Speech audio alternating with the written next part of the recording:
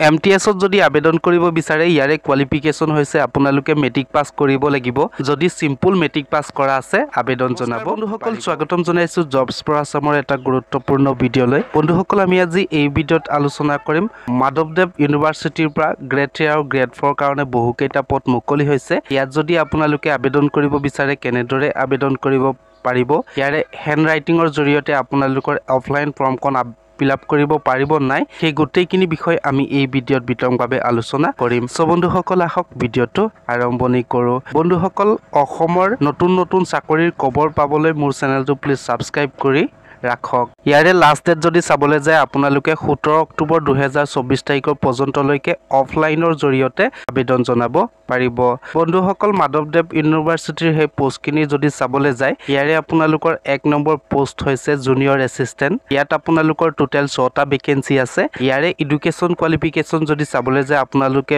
bachelor of degree complete কৰিব লাগিব লগতে 6 মান্থৰ কম্পিউটাৰ সাৰ্টিফিকেট বা এপ্লিকেশ্যন কোন থাকিব লাগিব ইয়াৰে প্ৰতি মাহৰ দৰমহা যদি চাবলৈ যায় 14000 পৰা 30500 টকা পৰ্যন্তলৈকে আপোনালোকৰ ইয়াত প্ৰতি মাহৰ দৰমহা হ'ব লগতে 5600 টকা গ্ৰেড পে থাকিব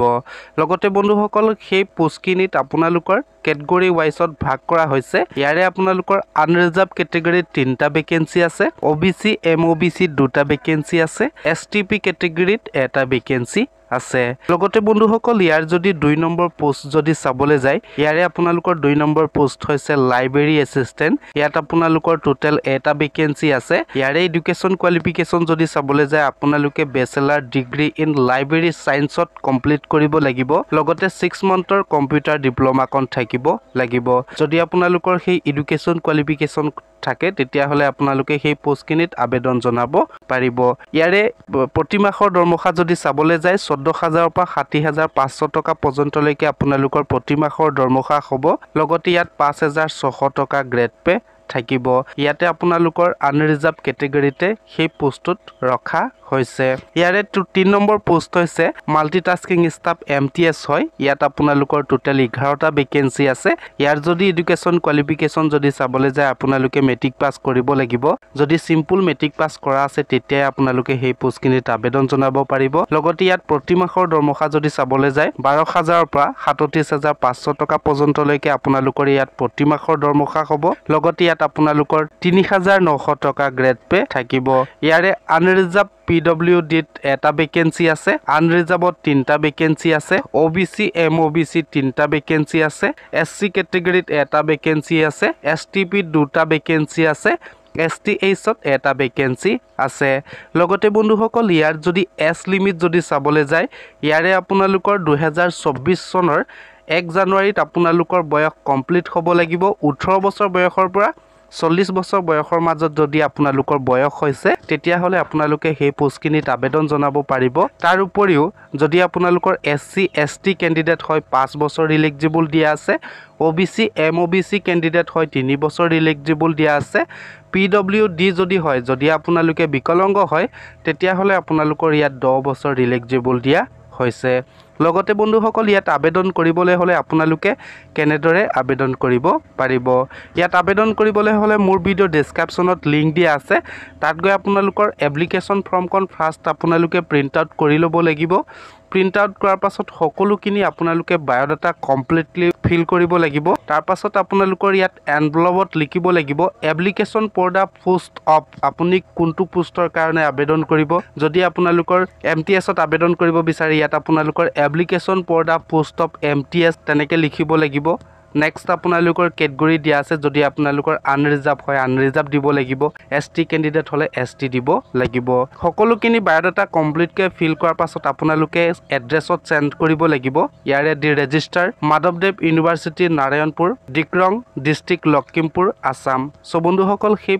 এড্ৰেছত আপোনালোকে সেন্ড কৰিব লাগিব লগতে বন্ধুসকল ইয়াৰ যদি এপ্লিকেশ্যনৰ ফিজ যদি চাবলৈ যায় ইয়াৰে আপোনালোকৰ এপ্লিকেশ্যনৰ মাচুল পৰিশোধ কৰিব লাগিব SC ST ক্যান্ডিডেট সকলে 375 টকা এপ্লিকেশ্যনৰ মাচুল পৰিশোধ কৰিব লাগিব যদি আপোনালোকৰ আনৰিজাৰ্ভ OBC ক্যান্ডিডেট যদি হয় 500 টকা আপোনালোকে ডিমান্ড ড্ৰাফট কৰিব লাগিব ইয়াৰে আপোনালোকৰ ফেভাৰ অফ মাধৱদেৱ ইউনিভাৰ্চিটি নাৰায়ণপুৰ লখিমপুৰ সেইটো এড্ৰেছত আপোনালোকে পে কৰিব লাগিব ষ্টেট বেংক অফ ইণ্ডিয়া লগতে ইয়াৰ অফিচিয়েল নটিফিকেশ্যনখন যদি চাব বিচাৰে মোৰ ভিডিঅ' ডেছক্ৰিপশ্যনতে লিংক দিয়া আছে তাত গৈ আপোনালোকে অফিচিয়েল নটিফিকেশ্যনখন চাব পাৰিব বন্ধুসকল মাধৱদেৱ ইউনিভাৰ্চিটিৰ গ্ৰেড 3 আৰু গ্ৰেড 4 যদি আপোনালোকে আবেদন কৰিব বিচাৰে ইয়াৰে আপোনালোকৰ সিলেকশ্যন প্ৰসেস আছে ইয়াত আপোনালোকৰ তিনটা অপচনত আপোনালোকৰ সিলেকশ্যন হ'ব ইয়াৰে আপোনালোকৰ প্ৰথম ৰাউণ্ডত সিলেকশ্যন প্ৰসেস আছে ৰিটেন টেষ্টত আপোনালোকে যদি কোৱালিফাই কৰে নেক্সট আপোনালোকৰ স্কিল টেষ্ট অনুষ্ঠিত হ'ব স্কিল টেষ্ট আপোনালোকৰ কমপ্লিট হোৱাৰ পাছত আপোনালোকৰ নেক্সট ইন্টাৰভিউ অনুষ্ঠিত হ'ব বন্ধুসকল যদি আপোনালোকে ইন্টাৰভিউত কমপ্লিটলি পাস কৰে তেতিয়া হলে আপোনালোকৰ ইয়াত নিযুক্তি পত্ৰ দিয়া হ'ব লগতে বন্ধুসকল ইয়াত যদি আবেদন কৰিব বিচাৰে ইয়াৰে আপোনালোকৰ টাৰ্মছ এণ্ড কণ্ডিশ্যন কি থাকিব এটা আবেদন কৰিবলৈ হলে আপোনালোকে এনভলপৰ আউটাৰ সাইটত আপোনালোকে পোষ্টৰ নাম মেনশন কৰিব লাগিব লগতে ইয়াত আপোনালোকে আবেদন কৰিবলৈ হলে এপ্লিকেশন মাস্ট বি টাইপ আপোনালোকে টাইপ কৰিব লাগিব handwritten application will not be accepted যদি আপোনালোকে ইয়াত এপ্লিকেশন কোনত হাতেৰে যদি ফিল আপ কৰে বা হাতেৰে যদি আপোনালোকে ৰাইটিং কৰে তেতিয়া হলে ইয়াত আপোনালোকৰ একসেপ্ট নহব বন্ধুসকল আজিৰ ভিডিওটি ইমানখিনিয়ে মই আপোনালোকক ইনফৰমেশন কিনি দিলো যদি ভিডিওটো চাই ভাল লাগিলে প্লিজ লাইক কৰি দিয়ক শেয়াৰ কৰি দিয়ক লগতে বন্ধুসকল কমেন্ট কৰি জনাব ইনফৰমেশনটো পাই কেনেকুৱা পালে ধন্যবাদ